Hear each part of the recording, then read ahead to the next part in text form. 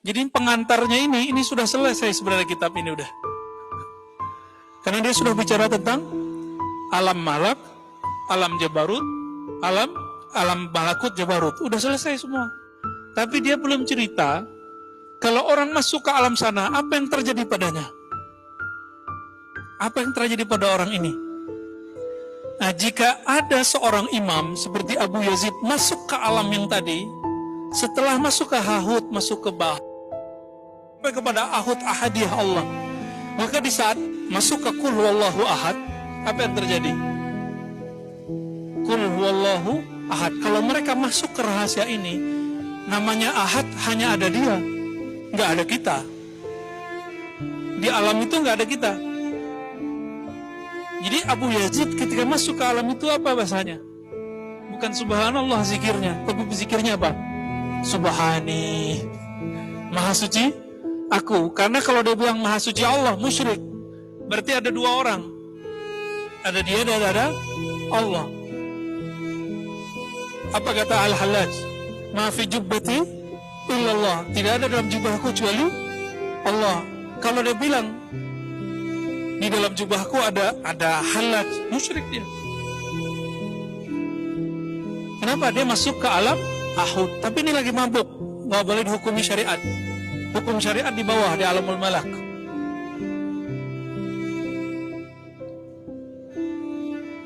Jadi paham kenapa ada orang zikir begitu? Imam Abu Yazid pernah berzikir, Anallah, Anallah. Biasanya apa? La ilaha illa anta. Sekarang la ilaha illa ana. Karena di alam itu tidak ada kecuali hanya Allah. Allah pinjamlah lidahnya, lidahnya hadis Allah qadim. Maka tidak adalah yang hadis itu baru itu dibandingkan Allah yang qadim. Baru sah namanya wahdatul wujud. Jadi wahdatul wujud itu di situ. Kalau turun ke bawah, dia mesti ikut hukum lagi. Itu sebabnya kalau orang lagi minum-minum kopi terus ngomong wahdatul wujud, batal syariatnya. Ya, baru disebut zindiq. Sebaliknya, kalau dia sudah masuk ke alam Ahud, lalu dia mengatakan ana anta, ana abduka ya Rabb, anta rabbi ya Rabb, dia musyrik. Karena ada dualisme di situ. Padahal hanya ada satu wajibul wujud. Faham maksudnya? Inilah makna hadis qudsi. Ya. Fa idza ahbabtuhu kuntu sam'ahu alladhi yasma'u bi. Jika aku mencintai hambaku, babnya bab cinta, maka aku ganti sifatnya. Sifatnya menjadi sifatku. Sifatku menjadi sifatnya. Jadi hilang. Ini disebut dengan fana. Tapi ini nggak lama. Nanti balik lagi ke bawah. Dia mendengar dengan pendengaranku. Kalau ngomong dengan kalamku. Kalau Allah ambil lisannya, berarti yang ngomong saat itu siapa? Allah.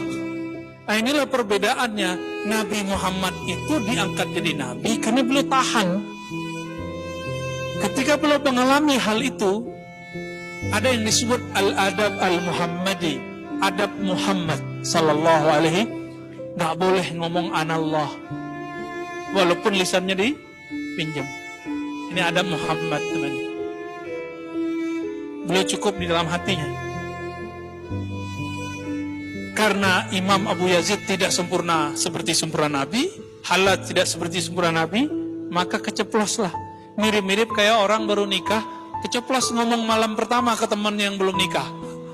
Ya, baik. Faham? Kenapa ada wahdatul wujud? Jadi di wahdatul wujud itu teman-teman, itu cuma hal, bukan makom. Orang nanti turun lagi.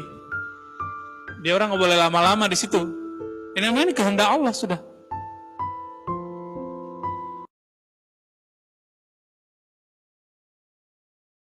Yang disebut sholat berjamaah itu ada imam, ada makmum.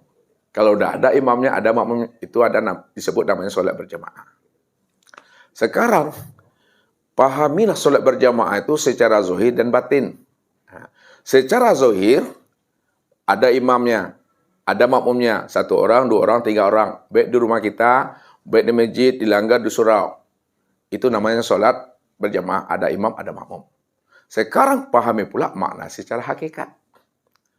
Walaupun bapak ibu tak sempat ke surau, ke langgar, ke masjid, solat beramai-ramai, sholatnya di rumah sendiri atau di kantor sendiri, namun hakikatnya Bapak Ibu tetap sholat berjamaah, ada imamnya, ada makmumnya. Kalau memang betul Ustadz, sholat di rumah sendiri, di kantor sendiri, dikatakan juga sholat berjamaah, ada imam dan ada makmumnya, siapa yang jadi imamnya Ustadz? Siapa yang jadi makmumnya Ustadz? Padahal kita sendiri saja. Yang menjadi imamnya itu adalah ruh. Yang menjadi makmum itu adalah tubuh. Maka tubuh inilah hakikatnya makmum, ruh itulah hakikatnya imam. Siapa tubuh, siapa ruh? Tubuh itulah yang bernama Muhammad, nyata dia pada yang zahir. Ruh itulah yang bernamanya Allah, nyata dia pada yang batin. Allahu ruhun wa Muhammadun jasadun. Walaupun kita sendiri sholatnya di rumah, di masjid, di kantor, namun hakikatnya Bapak Ibu sholatnya berjamaah. Imamnya adalah ruh, tubuhnya itu adalah makmumnya. Allah itulah hakikat imam, Muhammad itulah hakikat makmumnya. Takbir dulu si ruh niha, baru nampak angkat tangannya. Kalau tidak ada ruh, dia bisa angkat tangan gua. Hah? Tak bisa. Sekarang siapa ruh itu? Ruh itu rahasia Allah. Rahasia Allah itu aku. Kalau tidak ada si kudrat bisa angkat tangannya. Tidak bisa si Muhammad tuh angkat tangan. Si kudrat tuh yang mengangkat. Siapa kudrat? Allah. Ini yang tangan yang Muhammad nih. Ini yang saya tadi. Itulah rahasianya. Kalau kita dah paham hakikat imam dan makmum, mati Bapak Ibu. Wajib Bapak Ibu menyolatkan diri sendiri. Bisa Bapak Ibu menyolatkan diri sendiri? Tidak bisa lah Ustaz, kita lah dikapani. Makanya kenalilah hakikat imam dan makmum. Kalau kita sudah mengenali hakikat imam dan makmum, orang memandikan kita, kita ikut memandikan diri sendiri. Orang mengapani kita, kita ikut mengapani diri sendiri. Orang menyolatkan kita, kita ikut juga mengapani akan diri sendiri. Orang menguburkan kita, kita juga ikut menguburkan diri sendiri. Maka siapa yang dimandikannya? Yang dimandikan itu adalah Muhammad. Yang dimandikan itu adalah batang tubuh. Siapa yang memandikannya? Itu yang ruh, itu yang Allah. Itulah yang mesti dipahami. Bahwa ruh itu akan menyolatkan tubuhnya. Allah itu akan menyolatkan kekasih yang bernama Muhammad. Walaupun kita ini ditemui Allah, ditemui nanti oleh orang jasad kita. Mati di rumah sakit. Atau jasad kita tak ditemui, ditimpa oleh bangunan runtuhan, ditenggelamkan kita oleh orang, mati kita dalam longsor dan lain sebagainya, tak berjumpa. Namun kita wajib menyolatkan akan diri sendiri. Itulah kalau kita ingin selamat dunia bahagia akhiratnya, maka jadikanlah diri kita ini menjadi diri yang menjadi se'amal diri. Ini yang disebut insan kamil, mukamil namanya. Insan yang paripurna, yang telah mengenal Allah dan Muhammad sempurna dan nyata pada dirinya. Allahu ruhun wa Muhammadun jasadun. Tuh rahasianya.